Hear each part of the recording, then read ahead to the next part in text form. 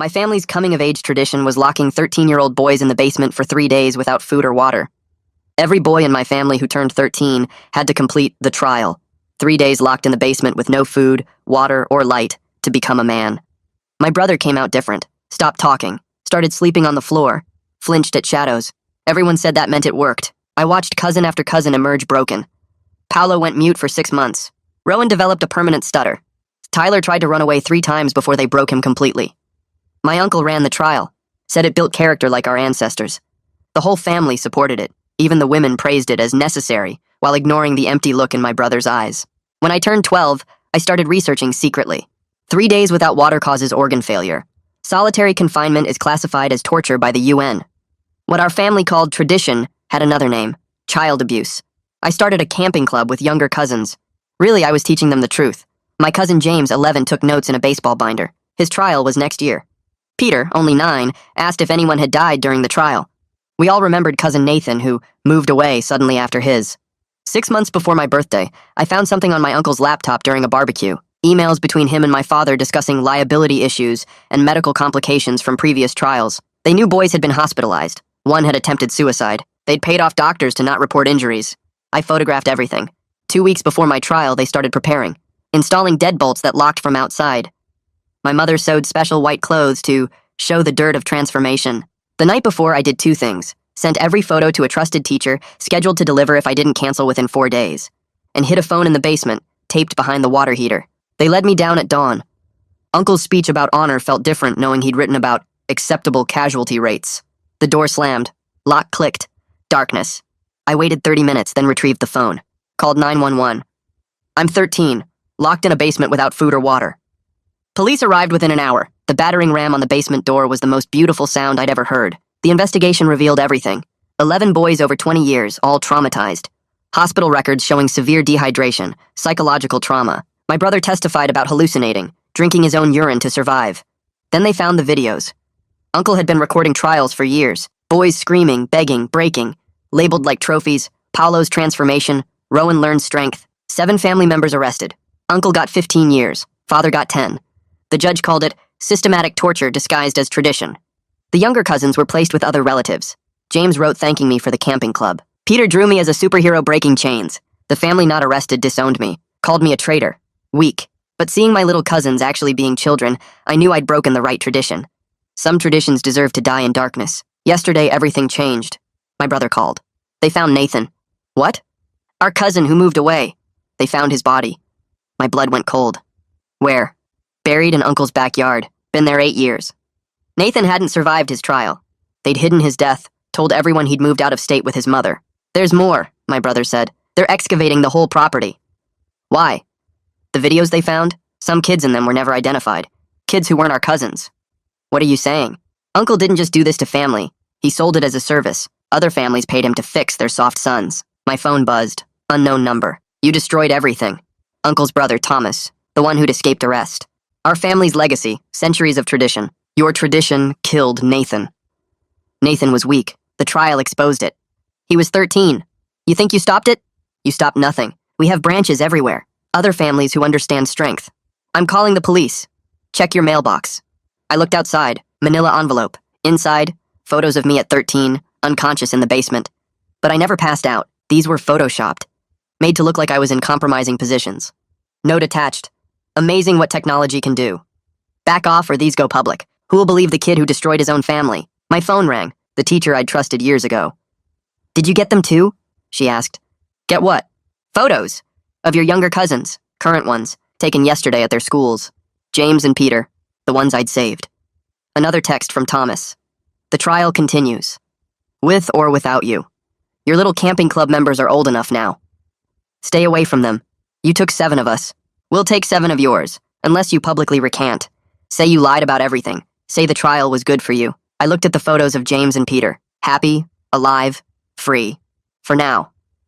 I stare at the photos until my vision blurs. My hands shake so bad I nearly dropped the phone twice. Thomas took these yesterday, which means he was at their schools, watching them, close enough to get clear shots of their faces. James is smiling in his backpack slung over one shoulder, talking to a friend. Peters shows him on the playground, mid-laugh at something. They look so normal, so safe, so completely unaware someone was hunting them with a camera. The note crumples in my fist because I'm squeezing too hard. Thomas wants me to say the trial was good, that I lied about everything, that 7 people went to prison because I made it all up. If I don't, he takes James and Peter. If I do, every other kid becomes fair game because the whole case falls apart. I grab my phone with both hands to stop the shaking and pull up the detective's number. He answered the original trial case, saw the videos, helped get Uncle and my father locked up. The phone rings 4 times before he picks up. I explain everything fast, words tumbling over each other about Nathan's body, the excavation, Thomas's threats, the fake photos, the real photos of James and Peter at the school yesterday. The detective listens without interrupting, and when I finish, he's quiet for maybe 10 seconds. Then he says this is way bigger than local police now, that Thomas threatening kids across state lines makes it federal, that we need FBI involvement immediately. He tells me to stay home, don't go anywhere, don't respond to Thomas, and he'll make calls right now. I sit on my bed staring at the photos for 2 more hours before my doorbell rings. 2 men in suits stand on my porch holding badges. The taller one introduces himself as Alec Townsend, FBI, specializing in child trafficking cases. His partner Constantine is shorter, carries a large silver briefcase, and has the kind of eyes that notice everything. They come inside and spend the next 2 hours at my kitchen table documenting every single thing. Alec photographs Thomas's envelope, the fake photos of me, the real photos of James and Peter. Constantine sets up a laptop and has me forward every text message, every email, every piece of evidence I saved from 3 years ago when I first exposed the trial. They ask questions about Uncle's property, about how many family members knew about the paid services, about whether I ever heard names of other families who used the trial. I tell them everything I know and everything I suspect. Alec writes in a notebook with small, precise handwriting, filling page after page. When I show them my old camping club notes, the ones where I taught James and Peter about their rights, Constantine actually smiles. He says these notes prove I was planning to protect them long before Thomas made his threats, which establishes a pattern we can use. Alec leans forward and explains that Nathan's death changes everything. This isn't just child abuse anymore, it's homicide. The discovery of paid trial services means interstate trafficking charges because families from different states paid Uncle to torture their kids. He tells me the fake photos Thomas created actually help our case because making them is a federal crime, and using them to threaten minors adds more charges. Every text Thomas sent, every call he made, every threat he issued just built the case against him stronger. I ask about James and Peter, whether they're safe right now, and Constantine opens his briefcase. Inside are phones, tracking devices, and what looks like small cameras.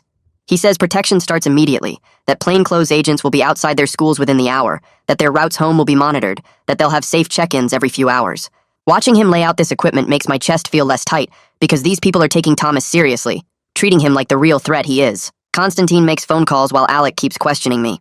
Within 30 minutes, Constantine confirms agents are positioned at both schools. He shows me a laptop screen with live feeds, nothing that invades privacy, but enough to show agents have visual on both buildings. James's school has 2 agents in a car across the street. Peter's school has 1 agent posing as a parent volunteer in the front office. Both boys will be told after school that they have protection, but for now they just go about their normal day while trained professionals watch for any sign of Thomas or his people. I watch the feeds for maybe 5 minutes, seeing normal school day stuff, kids walking between buildings, teachers on duty, everything looking safe. Alec closes his notebook and tells me to keep my phone on, to forward anything new Thomas sends, and to not leave my house without calling him first. He gives me his direct number and Constantine's, plus a 3rd number for their supervisor, Gerard. They pack up their equipment and leave, but I notice a car parked down the street that wasn't there before. My protection detail, probably. I turn on the news and there's coverage of Uncle's property. The excavation that started with looking for Nathan has expanded across the entire backyard. Forensic teams in white suits grid out the space with orange flags and yellow tape. A reporter stands at the property line explaining that authorities are now searching for additional victims after discovering evidence of a larger operation. The camera shows teams with ground radar equipment, cadaver dogs, and what looks like archaeological tools carefully removing layers of soil. I watch for an hour as they work, and my stomach feels sick thinking about what else they might find under that grass where we used to play as kids. Every orange flag they plant marks a spot worth investigating. Every section they tape off could be hiding another Nathan. The reporter interviews a forensic expert who explains that this type of excavation takes weeks, that they're being extremely careful to preserve any evidence they find, that the investigation has expanded beyond what anyone initially expected. My phone rings and it's my brother. His voice sounds different from usual, heavier somehow, and he asks if I'm watching the news about Uncle's backyard. I tell him yes, and he's quiet for a long moment before he starts talking about Nathan. He remembers Nathan's trial, remembers it because Nathan screamed more than anyone else, screamed until his voice went raw, and then kept screaming anyway. My brother was 13 when Nathan went through it, old enough to understand what was happening but too young to stop it. He says Uncle seemed almost excited by Nathan's terror, like Nathan's fear proved the trial was working extra well. The guilt in my brother's voice cut straight through the phone. We both survived our encounters with the trial. him by enduring it, and me by exposing it, but Nathan didn't survive at all. My brother asks if I think Nathan knew he was dying, if those last hours in the basement he understood what was happening to his body. I don't have an answer for that. We talked for maybe 20 minutes about Nathan before the trial, back when he was just a normal 12-year-old who liked skateboarding and collected comic books. My brother says he's been having nightmares about Nathan's screams ever since they found the body. 2 days go by with agents watching James and Peter, with news coverage of the excavation, with me barely sleeping because every time I close my eyes, I see those photos of my cousins at the school. Then Alec comes back. He sits at my kitchen table again and opens a folder full of papers. They found financial records in Uncle's house, hidden in a safe behind a false wall in the basement. Bank statements showing deposits from 12 different families over 8 years. Wire transfers with notes like service rendered and intensive program completed. Alex spreads the papers across the table and points to specific entries. Nathan's family paid $25,000 for what Uncle called an intensive correction program. The normal trial was 3 days.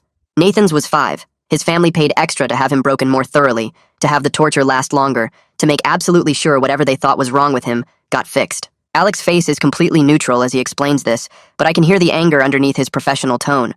12 families, 8 years, payments ranging from $15,000 to $30,000 depending on how intensive the trial was. Uncle ran this like a business, with pricing structures and service levels and customer satisfaction guarantees. Constantine arrives an hour later with his laptop and more bad news. His forensic analysis of the videos Uncle kept reveals something worse than we thought. Some boys in the recordings were never identified, never reported missing, never connected to our family or the 12 families who paid for services. These were kids whose families paid Uncle and then pretended their sons went to boarding school or military academy afterward. Constantine shows me still frames from videos, boys I don't recognize, faces twisted in fear and pain in that same basement where Uncle tried to put me. He's identified 7 boys so far that don't match any missing persons reports, any family member names, any of the 12 paying families. 7 boys who went through the trial and then vanished from record completely. Constantine explains that some families probably moved after the trial, changed their sons' names, created new identities to hide what they'd done. Other families might have sent their sons away permanently, to institutions or distant relatives, unable to face what the trial had turned them into. The investigation explodes outward from there. The FBI creates a task force pulling agents from 5 different states where Uncle conducted paid trials. Alex's supervisor Gerard coordinates everything from the main office in D.C., running point on what's become a massive interstate trafficking case. Homer, who's Alex's father and a retired detective with 40 years' experience, comes out of retirement to consult on the investigation. He specializes in family-based abuse networks, cases where entire family systems conspire to hide crimes against children.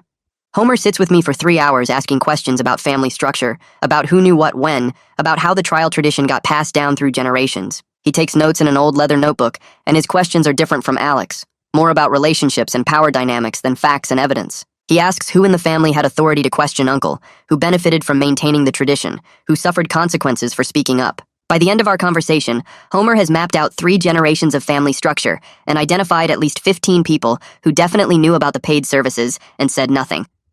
The next morning, I sit across from federal prosecutor Valeria Murphy in a conference room that smells like coffee and stress. She's maybe 40, wearing a dark suit, and her questions come fast and precise. She wants everything about the trial tradition, how it started, who participated, how Uncle expanded it beyond family.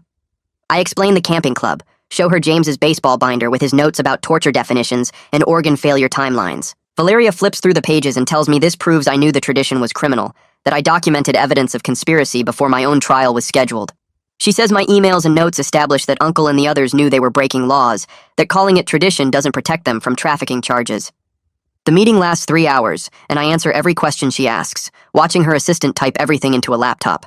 When we finish, Valeria tells me my camping club documentation is crucial evidence proving the conspiracy was ongoing and organized, not just isolated incidents of abuse.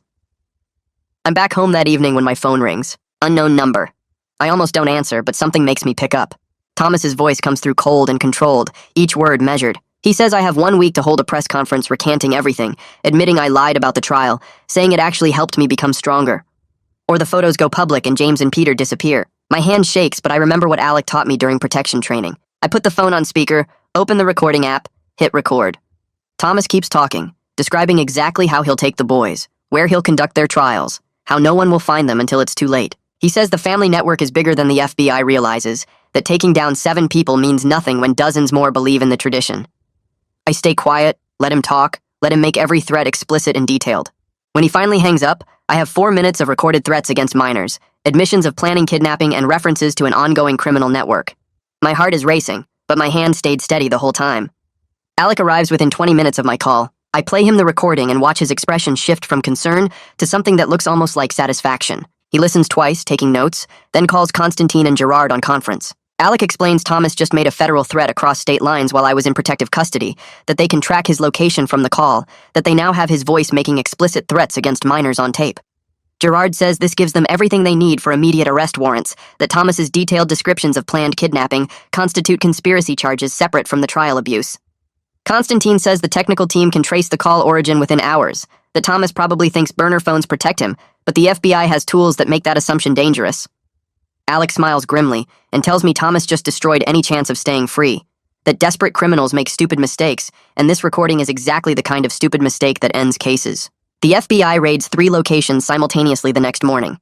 I watch news coverage showing agents with battering rams hitting Thomas's apartment at dawn, then cutting to footage of Cliff Shepard's house surrounded by tactical teams, then a storage unit facility where agents carry out boxes of equipment. The reporter says federal authorities are executing warrants related to an expanded child trafficking investigation, that multiple suspects are being taken into custody. I see Thomas on screen, hands cuffed behind his back, being led to an unmarked car. He looks angry, but also scared, and watching him lose control feels like something shifts inside me from fear to hope. The news shows agents carrying out boxes from the storage unit, equipment that looks like the stuff Uncle kept in his basement. Cameras, recording devices, the special deadbolts that lock from outside. Evidence that Thomas wasn't just threatening to continue the trial, he was actively preparing to conduct new ones. Thomas and Cliff get arrested, booked on federal trafficking and conspiracy charges. But 24 hours later, Thomas makes bail. His lawyer argues he's not a flight risk, that he has community ties and no prior convictions, that the charges are based on circumstantial evidence and recorded statements taken out of context. The judge sets bail at $500,000, and Thomas's family posts it immediately. Alec calls me that afternoon, his voice tight with controlled anger. He warns me this means Thomas is desperate and might do something stupid, that making bail doesn't mean he's free to act, but desperate people don't always think rationally. My protection detail gets upgraded to round-the-clock surveillance. 2 agents outside my house at all times, another 2 rotating shifts, someone watching James and Peter's schools constantly. Alec says they're monitoring Thomas's movements through ankle monitor and surveillance teams, but until trial he's technically a free man with restrictions. 3 days after Thomas makes bail, a woman named Madeline Burke contacts the FBI tip line. She tells the intake agent she survived a paid trial 15 years ago, when she was 12 years old. Her parents sent her because they wanted to fix her tomboyish behavior, thought she needed harsh discipline to become properly feminine. Uncle kept her in the basement for 6 days instead of 3 because her parents paid extra for intensive correction. Madeline describes the same darkness, the same thirst, the same psychological breaking that my brother and the other boys experienced. She says she spent years thinking she was the only girl Uncle tortured, that she assumed the trial was only for boys until she saw news coverage about the expanded investigation. Constantine interviews her for 5 hours, documenting every detail of her experience. She kept a journal after her trial, pages and pages of trying to process what happened, and she brings it to the FBI as evidence. Her testimony includes names of people who knew about the paid services, families who referred other families to Uncle, a whole network she observed even as a traumatized 12-year-old. Madeline's testimony opens a floodgate. Within 1 week, 7 more survivors contact the FBI with stories of paid trials conducted by Uncle or by other family members who learned the technique. Some were sent by parents who thought harsh discipline would fix behavioral problems. Others were sent by guardians or religious leaders who believed the tradition would cure everything from poor grades to questions about faith.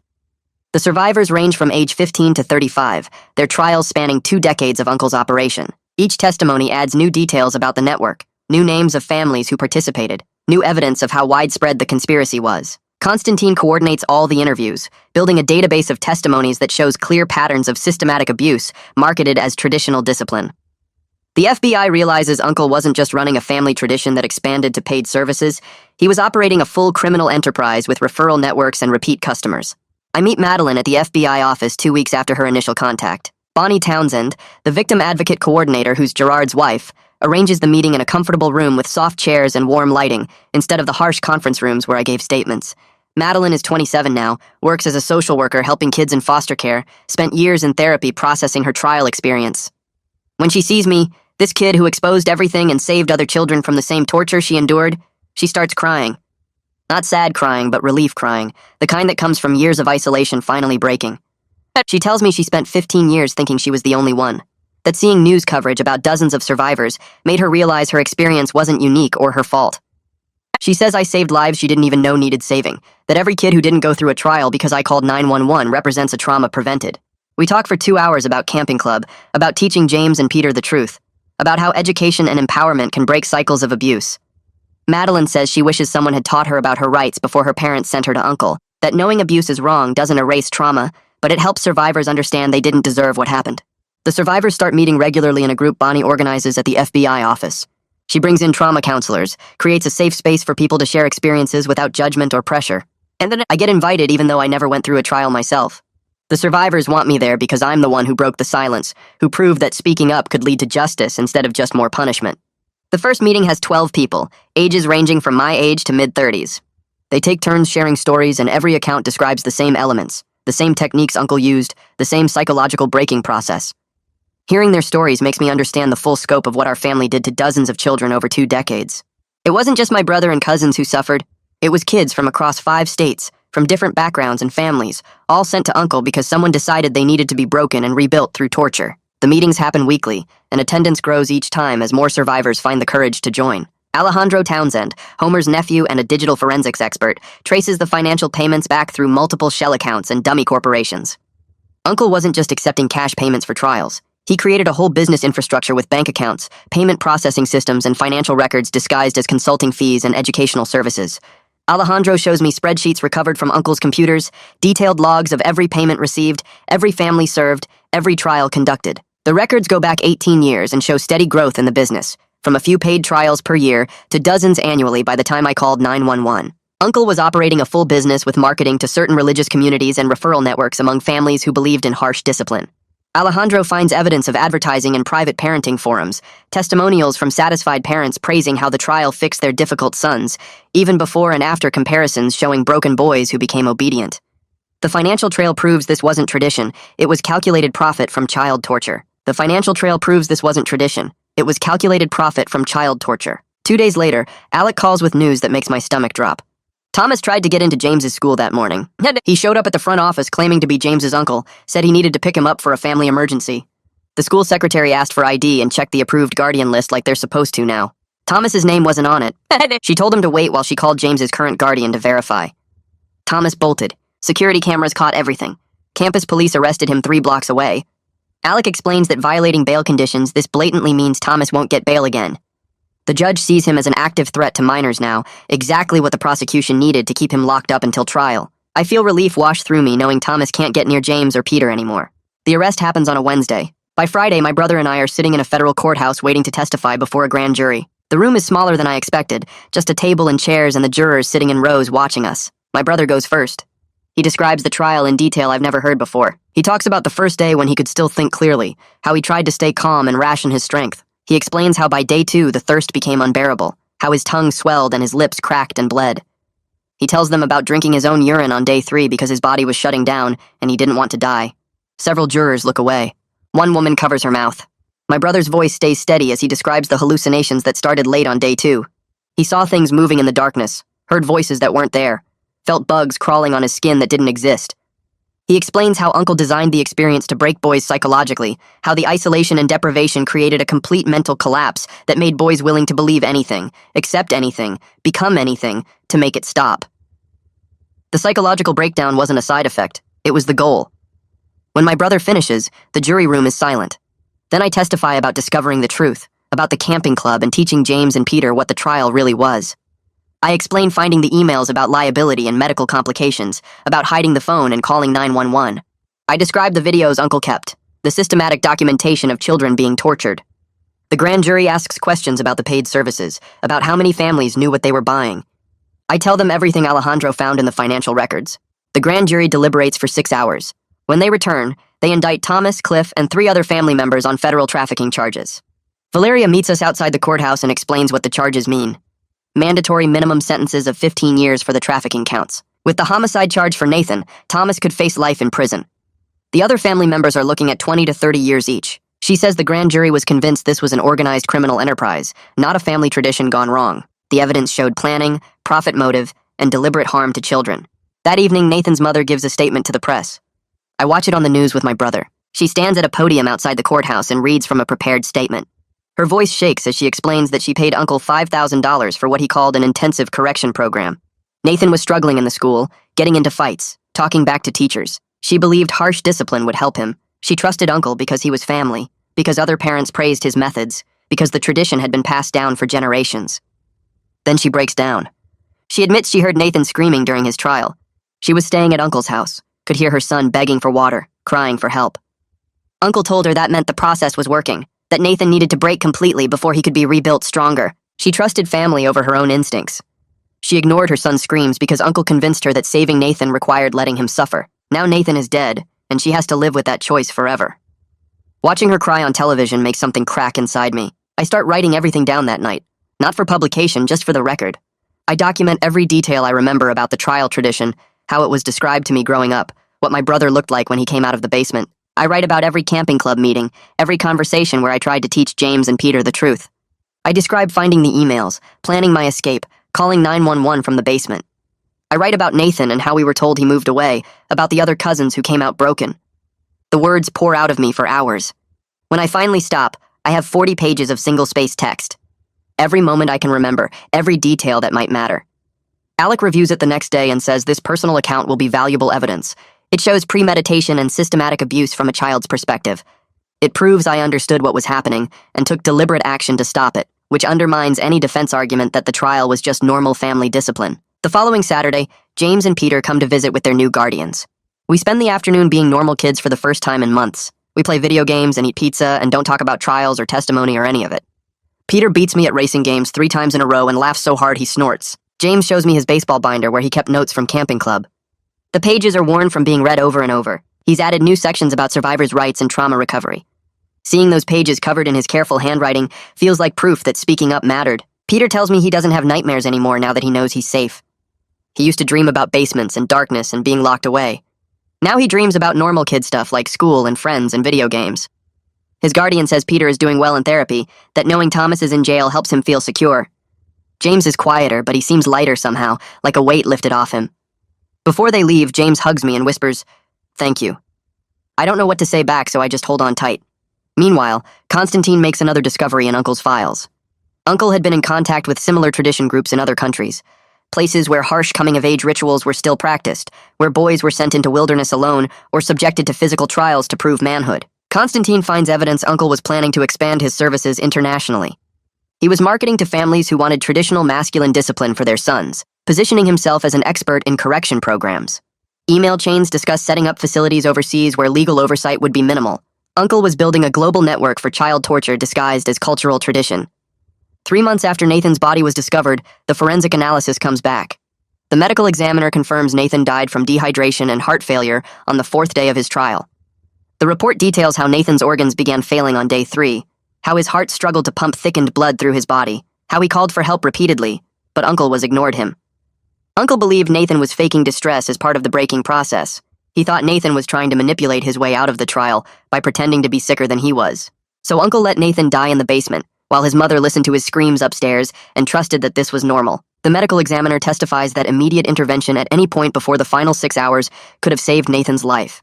A glass of water and medical attention would have been enough. Uncle chose to let Nathan die rather than admit the trial had gone wrong. I start having nightmares about Nathan after reading the forensic report. I dream I'm in the basement with him, that I can hear him calling for water, but I can't find him in the darkness. I search and search, but the basement is endless and Nathan's voice gets weaker. I wake up sweating and shaking. My therapist says this is survivor's guilt showing up. I'm processing the reality that I escaped something Nathan didn't, even though Nathan's trial happened years before mine would have. My brain is trying to save him retroactively through dreams because I couldn't save him in real life. She says this is normal for survivors, that guilt often focuses on the ones who didn't make it. Madeline organizes the first survivors conference 2 weeks later. 23 people who went through trials gather in a community center conference room. Ages range from teenagers to people in their 30s. Some brought their therapists or support people, others came alone. I attend with my brother, sitting in a circle with all these people who survived the same torture Uncle inflicted. We take turns sharing experiences, and every story describes the same elements: the darkness, the thirst, the hallucinations, the complete psychological breakdown. Hearing so many voices describe the same trauma makes something shift. The isolation we all felt finally breaks apart. We weren't alone. We were never alone. Uncle hurt dozens of children the exact same way, and we all survived it. Madeline stands up at the end and talks about creating a survivor network, about supporting each other through recovery and legal proceedings. She says our voices together are stronger than any of us alone. Everyone agrees to stay connected, to keep meeting, to help each other heal. Walking out of that conference with my brother, surrounded by other survivors, I feel something I haven't felt since this all started. Hope. That hope lasts exactly 3 days before Thomas's lawyer contacts Valeria trying to cut a deal. The lawyer offers Thomas's testimony against other family members in exchange for reduced charges, probably thinking the prosecution needs more evidence. Valeria calls me to explain why she's refusing the offer. She sits across from me in her office with file boxes stacked behind her, showing 23 survivor testimonies, financial records going back years, video evidence Uncle kept like trophies. She says they don't need Thomas to flip because they already have everything, and she wants him facing full consequences for running a business that tortured children for profit. Watching her refuse the deal makes something clear to me. This isn't just about getting convictions anymore. It's about making sure Thomas and everyone like him understands that calling abuse tradition doesn't make it legal or acceptable.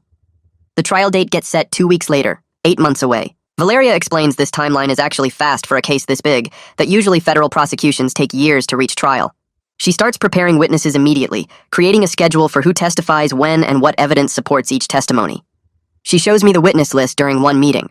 23 survivors willing to testify, plus forensic experts, financial analysts, psychologists who specialize in trauma.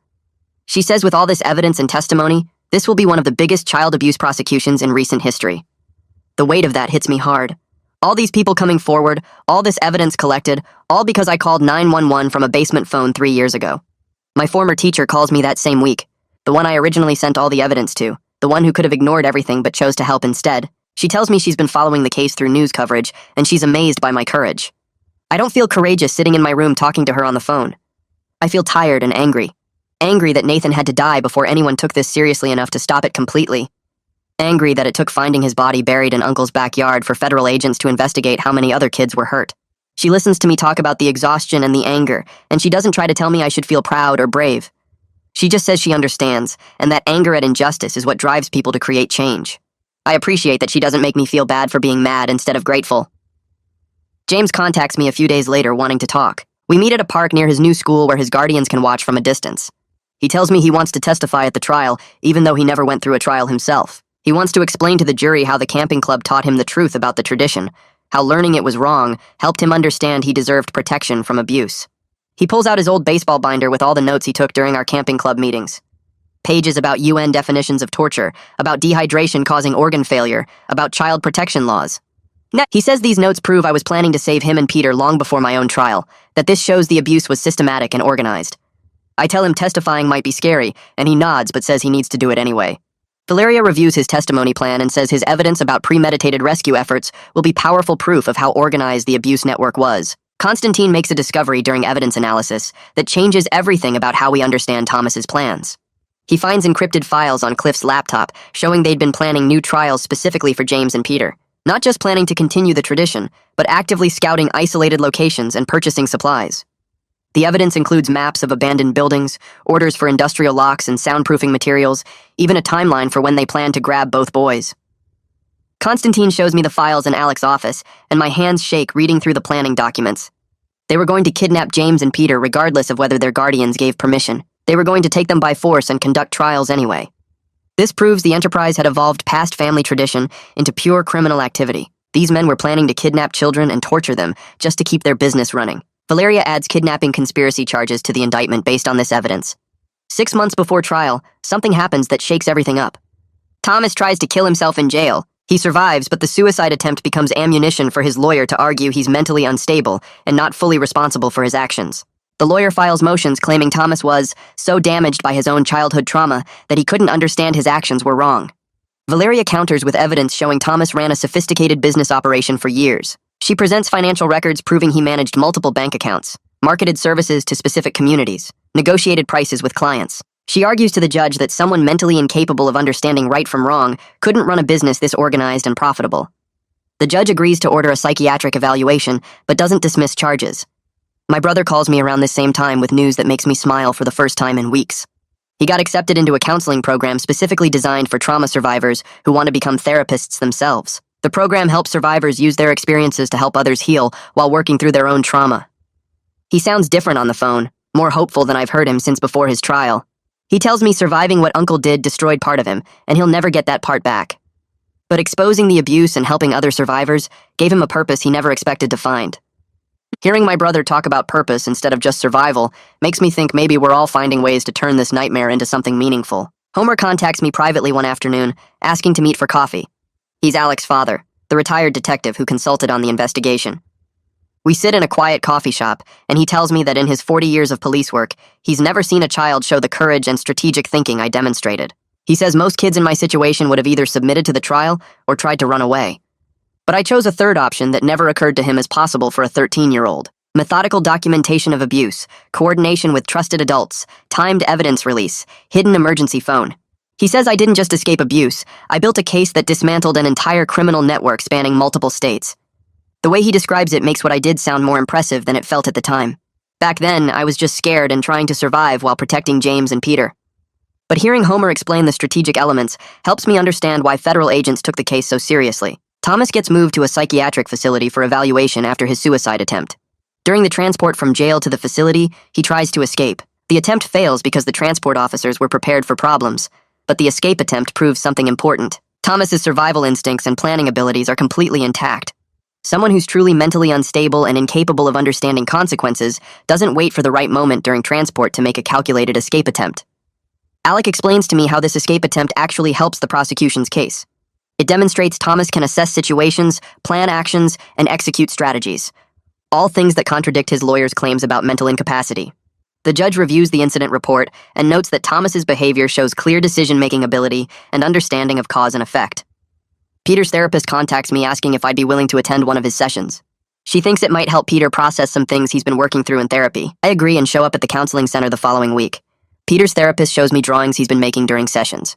They show the basement where his trial would have happened, but in every picture, Peter is outside the basement with me standing next to him. Safe. The therapist explains these images represent Peter's brain processing the trauma he narrowly avoided. His mind is working through what could have happened while reinforcing what actually happened, which is that someone protected him. She says having me as a protective figure in the drawings shows healthy attachment and trust. Peter is learning that adults can be safe and protective, not just sources of harm. Watching Peter color another picture of us standing outside that basement together, I understand something I didn't before. Stopping the trial didn't just save James and Peter from 3 days of torture. It saved them from the years of broken trust and trauma that would have followed. It saved them from becoming like my brother, like the 23 survivors who testified, like Nathan who never survived at all. The survivors start organizing meetings at Bonnie's office about 3 weeks after Thomas gets arrested. Madeline takes charge of the planning because she's the oldest and has experience running programs through her social work job. She brings printed materials about other organizations that help abuse victims and spreads them across the conference table while explaining her vision. We need something permanent, she tells the group. Something that helps kids recognize abuse even when adults call it tradition or culture or religion. The foundation takes shape over multiple meetings where survivors share ideas about outreach programs and educational materials. Madeline gets chosen as director because everyone trusts her leadership, and she asks me and James to join the youth advisory board. James agrees immediately because he wants to help other kids the way the camping club helped him. Our first official meeting happens in a small rented office space where Madeline explains our mission statement. We'll create resources teaching kids about their rights, train teachers to spot harmful traditions, and provide support for families breaking away from abusive practices. I sit at that table with James and realize we're turning our experience into something that might save other children from basements and darkness and breaking. 7 months pass while Valeria's team builds the prosecution case. She calls me to her office downtown to show me the evidence compilation. The conference room has boxes stacked along every wall, each labeled with categories like financial records, video footage, survivor testimony, medical reports. Valeria walks me through the organization system they created to track everything. We have over 3,000 pages of documented evidence, she explains, pulling out binders to show me examples. The financial records trace every payment Uncle received for trial services over 8 years. The video footage includes timestamps and metadata proving systematic documentation. The survivor testimony comes from 26 people describing nearly identical experiences of torture. Medical reports detail the physical damage caused by dehydration and sensory deprivation. Expert analysis explains the psychological torture techniques Uncle used to break children. Valeria tells me this case will set legal precedents for prosecuting systematic child abuse within family networks. Courts will reference our evidence for decades when handling similar cases. The scope of what we built makes my head spin, because it started with me hiding a phone behind a water heater. My brother picks me up on a Saturday morning, and we drive to the cemetery where Nathan is buried. Neither of us has visited since the funeral 3 months ago. We stop at a flower shop and buy white roses because my brother remembers Nathan liked white flowers. The cemetery is quiet and sunny when we arrive. Nathan's grave has a simple headstone with his name and dates and the words, beloved son and cousin. We place the flowers at the base and sit on the grass beside the grave. My brother starts talking about memories of Nathan before his trial happened. Nathan loved skateboarding and spent hours practicing tricks in the driveway. He collected comic books and had hundreds organized in boxes in his room. He was good at math and helped younger cousins with homework. He made everyone laugh with impressions of teachers and family members. My brother's voice cracks when he describes how Nathan was just a normal kid who liked normal things before Uncle locked him in that basement. We sit there for over an hour sharing memories and sitting in silence. Before we leave, my brother touches the headstone and says Nathan would be proud that his death finally ended the tradition completely. I want to believe that's true, but mostly I just feel angry that Nathan had to die for anyone to take this seriously. Thomas's psychiatric evaluation results arrive 2 weeks later. Alec forwards me the summary report because I asked to know what they found. The evaluation took 6 weeks and involved multiple doctors testing Thomas's mental state.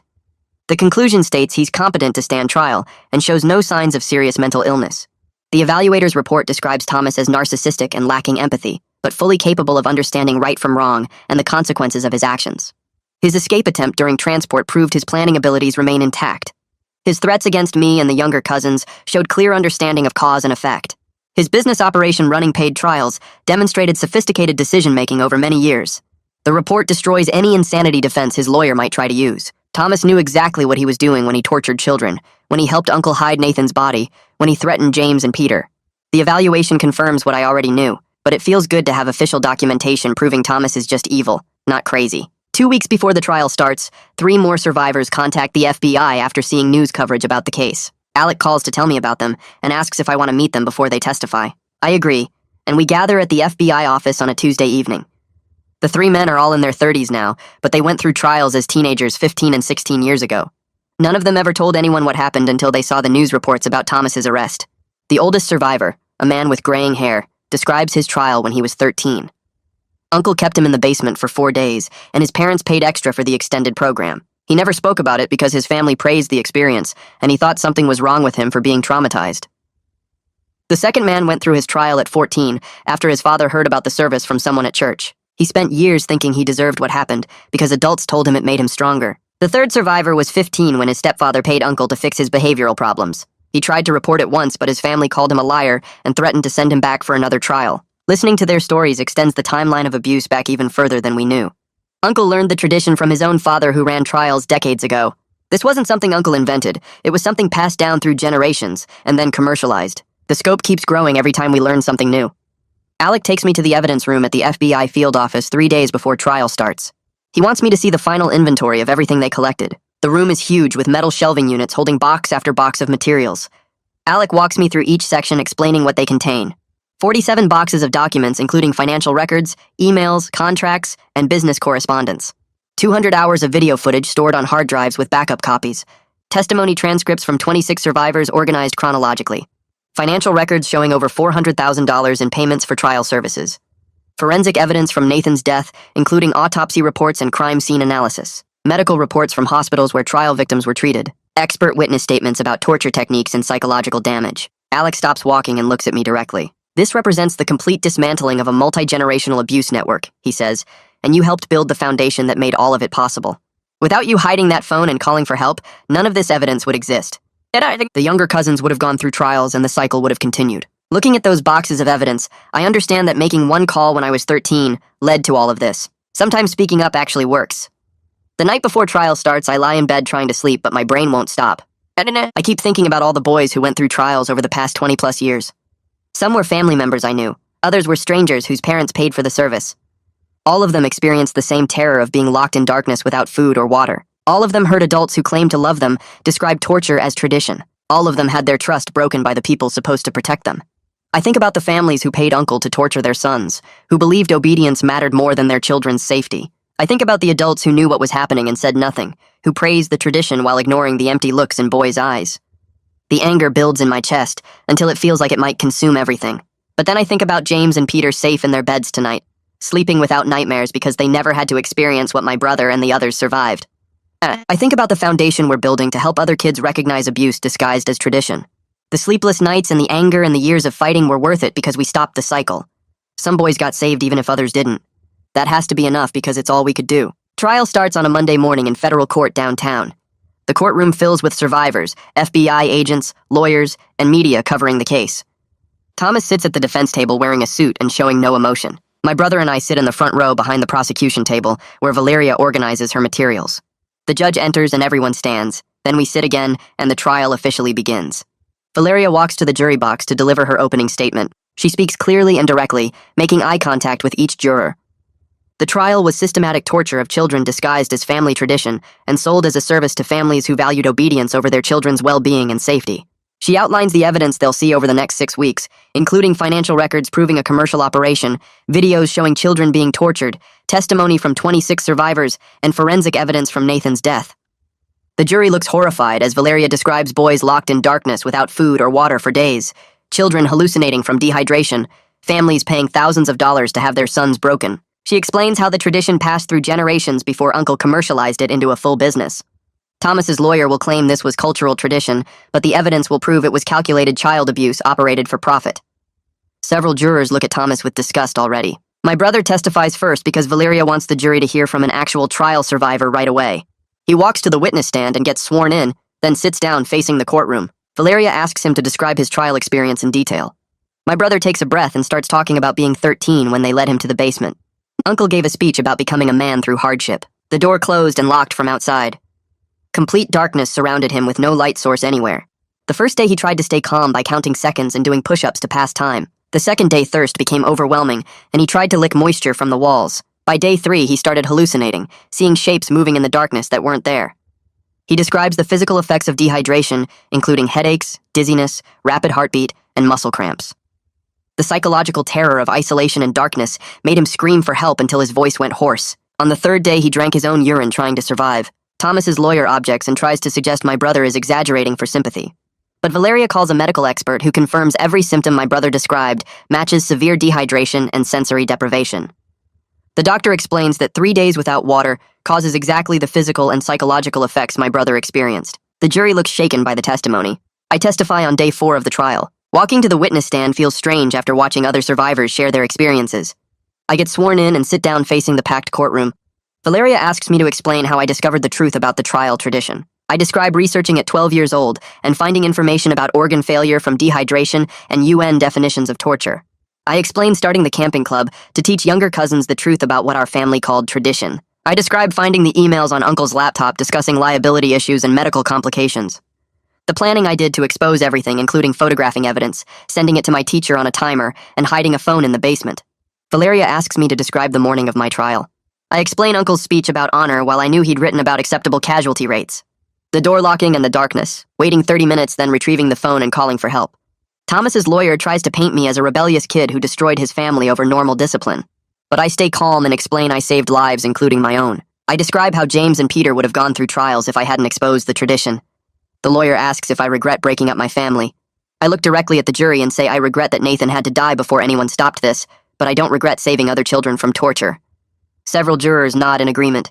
Valeria calls Madeline Burke next, and I watch this woman walk to the witness stand with her shoulders straight, but her hands shaking. She's 27 now, but when she sits down and starts talking about being 12 years old, her voice gets smaller and younger. She explains her parents thought she was too masculine because she played sports and wore her hair short and didn't care about dresses or makeup. They heard about Uncle's services from someone at their church and paid extra for what Uncle called intensive correction. 6 days locked in that basement instead of 3. Madeline describes the darkness and how Uncle would come down twice a day to tell her she needed to break, needed to learn to be properly feminine, needed to understand that her tomboyish behavior was wrong and shameful. She talks about drinking her own urine on day 4 and hallucinating on day 5, seeing her mother's face in the darkness, telling her she was a disappointment. By day 6, she was so dehydrated she couldn't stand up when Uncle finally opened the door. The hospital kept her for 3 days on IV fluids, and her kidneys almost failed. Madeline's voice breaks when she describes the years after. The therapy sessions where she had to relearn that being herself wasn't wrong. The relationships she couldn't form because she learned that adults who claimed to love her would torture her to change who she was. She says she still can't be in dark rooms without panicking, and she's never spoken to her parents since she turned 18 and moved out. Thomas's lawyer tries to suggest Madeline is exaggerating, but she pulls out medical records from 15 years ago showing severe dehydration, kidney damage, and psychological trauma. The jury looks sick, and 2 women in the front row are crying. James takes the stand next, and seeing him walk up there makes my throat tight. He's 14 now, taller than when I taught him about the trial in our camping club meetings. Valeria asks him to explain what the camping club was really about, and James pulls out his baseball binder, the same one I remember him taking notes in 3 years ago. He opens it and shows the jury pages of careful handwriting, documenting UN definitions of torture, medical information about organ failure from dehydration, child abuse laws, contact information for help hotlines. James explains how I taught him and the other younger cousins that the trial wasn't tradition but abuse, that our family was wrong, that they had rights even as children. He reads from his notes about how 3 days without water causes kidney damage and how solitary confinement is classified as torture by international law. The jury leans forward to see the binder, and James explains he kept these notes because he knew his trial was coming, and he wanted to be prepared to recognize danger. He says I taught him he didn't have to accept abuse just because adults called it tradition or discipline. Valeria asks what would have happened without the camping club, and James looks directly at Thomas and says he would have gone through the trial, would have been broken like my brother and the other cousins, would have spent years in therapy trying to recover from trauma his own family inflicted. Several jurors wipe their eyes, and one older man in the back row keeps shaking his head. Thomas's lawyer tries to paint the camping club as me poisoning younger cousins against family, but James stays calm and says I taught him to think critically and protect himself, which is what any responsible adult should do for children. Nathan's mother testifies next, and her grief fills the whole courtroom before she even starts speaking. She walks to the stand crying and has to take a minute to compose herself enough to be sworn in. Valeria asks her gently about Nathan, and she describes a boy who loved skateboarding and comic books, but struggled with schoolwork and got frustrated easily. She admits she paid Uncle for an intensive trial because she believed harsh discipline would help Nathan focus and mature. She says Uncle told her the trial would teach Nathan strength and self-control through hardship. Nathan's mother describes dropping him off at Uncle's house and hearing him scream from the basement an hour later. She asked Uncle if Nathan was okay, and Uncle said the screaming meant the process was working, that boys always resisted at first before they broke through to strength. She heard Nathan screaming for 2 more days, and each time she asked, Uncle reassured her this was normal and necessary. On day 4, the screaming stopped, and Uncle told her Nathan had finally broken through and learned his lesson. She describes going home and waiting for Uncle to call, saying Nathan was ready to be picked up. Instead, police came to her door 3 days later, saying they found Nathan's body buried in Uncle's backyard. She breaks down completely and says she'll never forgive herself for trusting tradition over her maternal instincts, for believing Uncle when every part of her wanted to break down that basement door and save her son. She says she hears Nathan screaming in her nightmares every single night and knows she failed him in the worst way a mother can fail a child. The courtroom is completely silent, except for her crying, and even Thomas's lawyer doesn't try to cross-examine her. The medical examiner presents forensic evidence next, and his testimony is clinical but devastating. He explains Nathan's body showed severe dehydration with elevated sodium levels, indicating he went at least 4 days without water. Heart tissue analysis revealed stress patterns consistent with rapid heartbeat and elevated blood pressure from extreme dehydration. Organ examination showed kidney damage and liver stress. The medical examiner testifies that Nathan died from cardiac arrest on day 4 of his trial, most likely in the late afternoon based on body temperature and decomposition patterns. He explains Nathan would have been in extreme physical distress for at least 48 hours before his death, experiencing intense thirst, muscle cramps, dizziness, rapid heartbeat, and confusion from dehydration. The medical examiner says immediate medical intervention could have saved Nathan at any point, up until approximately 6 hours before his death, when organ damage became too severe. He shows the jury photos of Nathan's body, and several jurors look away. Thomas's lawyer asks if Nathan might have had an underlying heart condition, but the medical examiner says no. Nathan's heart was healthy, and only failed because of extreme dehydration stress that Uncle deliberately caused by withholding water for 4 days. Constantine takes the stand to present financial evidence, and I watch him lay out the case that Thomas ran the trial as a business enterprise. He shows the jury bank records tracking payments from 12 different families over 8 years, ranging from $5,000 to $15,000, depending on the intensity level requested. Constantine presents marketing materials found on Thomas's computer, advertising traditional masculine discipline services to families concerned about sons who are too soft or feminine or disobedient. Email chains show Thomas discussing pricing structures with Uncle, with higher fees for longer trials, or for girls like Madeline whose parents wanted feminine correction. Constantine explains they found business plans showing Thomas intended to expand services to other states and franchise the operation to other family members who would run trials in their regions. The financial records show Thomas made over $400,000 from the trial services over 8 years. Constantine presents tax returns where Thomas listed this income as consulting fees for youth development programs. The jury sees this wasn't tradition passed down through generations, but a calculated business operation designed to profit from torturing children while hiding behind claims of cultural practice. Alejandro testifies about the digital evidence and explains how Uncle and Thomas kept detailed records of every trial, including videos labeled with boys' names and dates going back 15 years. He shows the jury metadata proving the videos were organized in folders by year, that Uncle had watched certain videos dozens of times, that file names included notes like intensive correction or successful breaking. Alejandro explains this level of documentation proves the trial was a systematic and calculated operation, not an impulsive family tradition. He presents email exchanges between Uncle and Thomas, discussing which boys responded best to extended isolation and which required additional psychological pressure. The emails use business language talking about client satisfaction and repeat customer referrals. Alejandro shows the jury Thomas's computer search history, including research on avoiding legal liability for child discipline services and how to structure payments to avoid tax reporting requirements.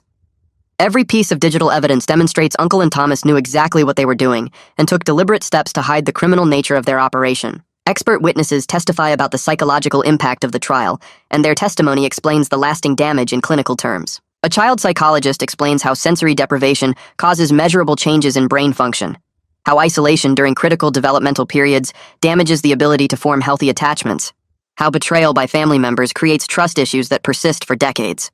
She testifies that every survivor of the trial will carry PTSD symptoms for life, including hypervigilance, difficulty with dark or enclosed spaces, problems with authority figures, and challenges forming intimate relationships. Another psychologist specializes in torture survivors, and he testifies that the trial meets every clinical definition of torture, including deliberate infliction of severe physical and psychological suffering, use of isolation and sensory deprivation, and systematic breaking of the victim's will and identity. He explains the psychological techniques Uncle used, including telling boys their suffering meant the process was working, and that resistance proved they needed more breaking.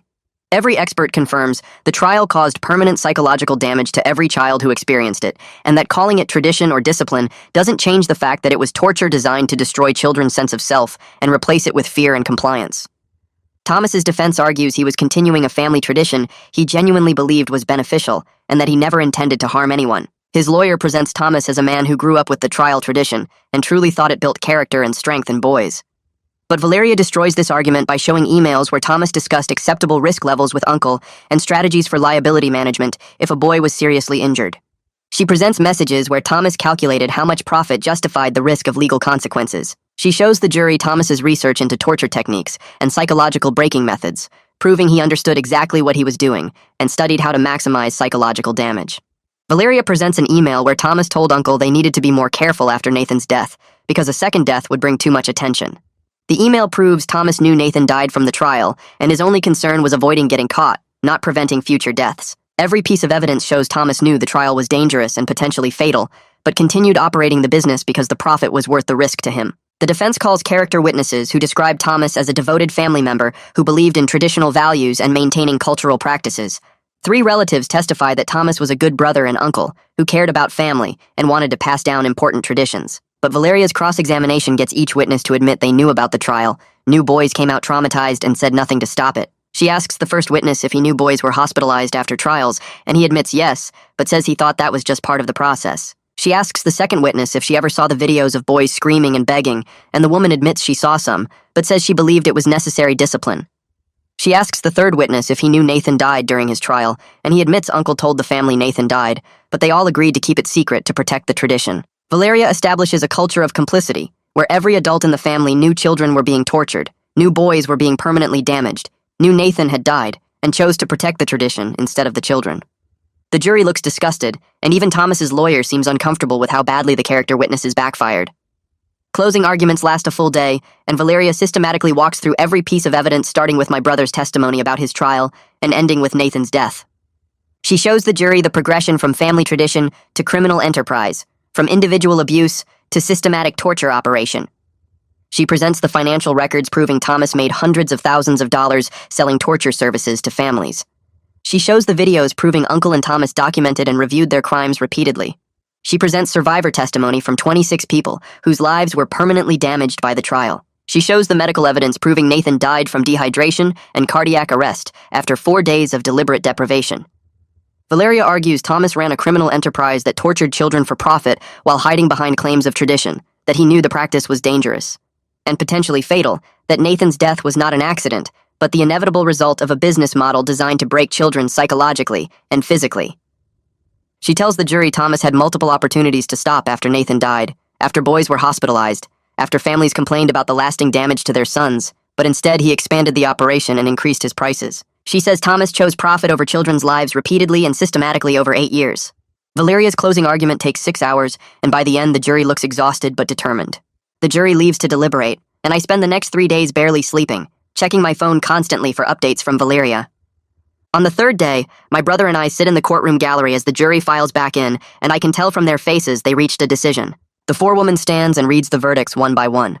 Thomas guilty on all counts including racketeering, child trafficking, conspiracy, and second-degree murder in Nathan's death. Cliff guilty on trafficking and conspiracy charges. The 3 other family members who helped run paid trials guilty of child endangerment and conspiracy. I watch Thomas's face go blank as each guilty verdict gets read, and Cliff starts crying quietly at the defense table. The judge thanks the jury for their service and sets sentencing for 2 months later, and as we leave the courtroom, my brother grabs my shoulder and just holds on for a minute without saying anything. 2 months feel like forever, but finally the sentencing hearing arrives. The courtroom is packed with survivors, their families, reporters, and people from the community who followed the case. The judge starts with Thomas, and the words feel unreal as they come out. Life in prison without possibility of parole for Nathan's murder, plus 45 additional years on the other charges to run consecutively. Cliff gets 30 years. The other 3 family members receive sentences ranging from 15 to 25 years, depending on their level of involvement. Then the judge looks directly at Thomas and speaks in this cold, controlled voice that makes everyone in the courtroom go completely silent. He calls the trial one of the most systematic and callous examples of child abuse this court has encountered, and says Thomas showed no remorse, no recognition of the suffering he caused, no acknowledgement that he tortured children for profit. Thomas stares straight ahead, showing nothing, but I see his hands shaking slightly as the bailiffs lead him away. 3 weeks later, more sentencing happens for my father and uncle, who were already serving time for the original trial convictions. Based on evidence from the expanded investigation connecting them to the paid trial operation, they each receive additional charges. The judge extends their sentences by 20 years each and notes that as the primary practitioners of the trial tradition within the family, they bear direct responsibility for creating the system Thomas later commercialized and expanded. My uncle actually tries to speak during his sentencing, wants to defend the tradition, but the judge cuts him off and says the court has heard enough about tradition being used to justify torturing children. I don't attend these hearings in person, but Valeria sends me updates, and knowing they'll be in prison for decades longer feels like some kind of justice, even though it doesn't undo what they did. The Survivors Foundation officially launches 3 weeks after the final sentencing. We have funding from donations that poured in during the trial, a small staff of trauma counselors who specialize in childhood abuse and office space, donated by a local nonprofit. Our mission is helping children recognize and report abuse that gets disguised as tradition, discipline, or cultural practice. Madeline runs the organization with help from my brother, who works part-time while finishing his counseling degree, and I serve on the Youth Advisory Council along with James and 2 other survivors closer to my age. The launch event brings together survivors, supporters, and mental health professionals, and standing there watching Madeline give her speech about transforming trauma into advocacy makes me feel like Nathan's death led to something that might actually save other kids. James and Peter visit me the weekend after the verdicts to celebrate, and we spend the afternoon at an arcade just acting like normal kids for once. We play racing games and shooting games and try to win tickets for prizes, eating junk food and laughing when Peter gets so excited about winning, he spills his soda everywhere. Between games, Peter tells me he feels like he can finally stop looking over his shoulder, that knowing Thomas and everyone else is locked away makes him feel actually safe for the first time since he learned about the trial. James says he wants to help other kids the way I helped him, that he's been thinking about becoming a counselor or social worker when he grows up so he can protect children from adults who hurt them. Watching them just be happy, carefree kids makes everything I went through feel worth it. 6 months after the trial ends, Valeria calls to tell me several states have passed new legislation directly inspired by our case. The laws specifically criminalize practices like the trial, including extended isolation of minors, deliberate deprivation of food and water, and other forms of systematic psychological torture disguised as discipline or tradition. She explains that prosecutors and child protection advocates used our case as evidence when pushing for these laws, showing legislators exactly what can happen when abusive practices get protected under claims of tradition or parental rights. Some states even named the legislation after Nathan, and knowing his death led to legal protections for other children gives his loss a meaning it didn't have before. The family members who weren't arrested or charged have completely cut contact with me and my brother by this point. We get no calls, no messages, nothing from aunts and uncles and cousins who used to be part of our daily lives.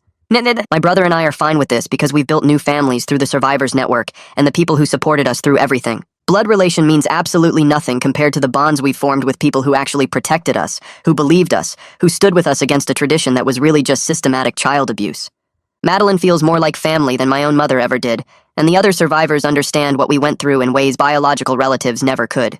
My brother graduates from his counseling program 8 months after the trial and gets certified as a trauma therapist specializing in childhood abuse. His first clients are other trial survivors from our case, people who want a therapist who truly understands what they experienced because he survived it too.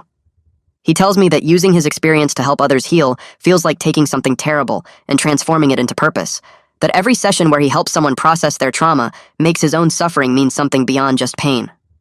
Watching him find this path makes me proud in a way I can't fully explain. A documentary filmmaker contacts us about making a film about the trial case and how it got exposed. After discussing it with the survivors group, we agree to participate because the story needs to be told, and we want other kids in abusive situations to see that speaking up is possible and can lead to real change. The filmmaker spends weeks interviewing survivors, reviewing court documents, filming locations where trials happened, and we all decide to show our faces instead of staying anonymous because hiding feels like shame we don't deserve. The film will take a year to complete, but knowing our story will reach people who might need to hear it makes the difficult process of reliving everything worthwhile. 1 year after Thomas's conviction, I get invited to speak at a national conference on child protection in front of social workers, teachers, law enforcement, and child advocates from across the country. I stand at the podium looking out at hundreds of professionals who dedicate their lives to protecting kids, and I talk about recognizing abuse even. When adults call it tradition, about the importance of educating children about their rights, about how one person speaking up can dismantle an entire system if they document everything and reach out to the right people. I explain how the camping club gave my cousins information that empowered them to understand they deserved protection and how that education made them allies instead of victims. The audience gives me a standing ovation when I finish, and afterward dozens of people come up to tell me my story will change how they approach cases involving traditional practices and family systems, and I realized that exposing the trial didn't just save James and Peter, but created ripples that might protect children I'll never meet. James starts high school this fall and joins the debate team right away. His coach tells me James argues with the kind of passion you can't teach, the kind that comes from really understanding what justice means. I watch him compete at a tournament, and he demolishes his opponent on a case about child welfare laws, using everything we talked about in camping club 3 years ago. Peter volunteers at the Foundation's youth outreach program every Saturday, helping younger kids learn about their rights and how to recognize when adults are hurting them instead of helping them. Both boys see therapists weekly, and their guardians call me every few weeks to say thank you, to tell me the boys are doing better than anyone expected after everything they almost went through. My brother and I drive to the cemetery on the anniversary of when they found Nathan's body. We bring yellow flowers because Nathan loved that color, used to wear a yellow skateboard shirt all the time before his trial. We sit by his grave for over an hour just talking about how his death, as terrible as it was, became the thing that exposed everything Uncle did beyond our family. We tell Nathan his suffering led to 26 survivors getting justice, to James and Peter staying safe, to laws changing in 7 states. We promise him it wasn't meaningless, even though it never should have happened. 2 years after I called 911 from that basement, I'm doing okay most days. I still wake up from nightmares sometimes where I'm locked in darkness and can't find the phone, where I hear Nathan screaming but can't reach him. I still feel angry when I think about my father choosing tradition over protecting kids, about all the adults who knew and did nothing for decades. I still struggle with knowing Nathan died alone and scared while family members ate dinner upstairs. But I also know I helped end something that hurt boys for generations, saved James and Peter from trauma that would have broken them, helped create systems that protect other kids from abuse disguised as tradition. The scars don't disappear, and some days they hurt worse than others, but I'm learning to carry them while still moving forward and using everything I went through to make actual change in how we protect children.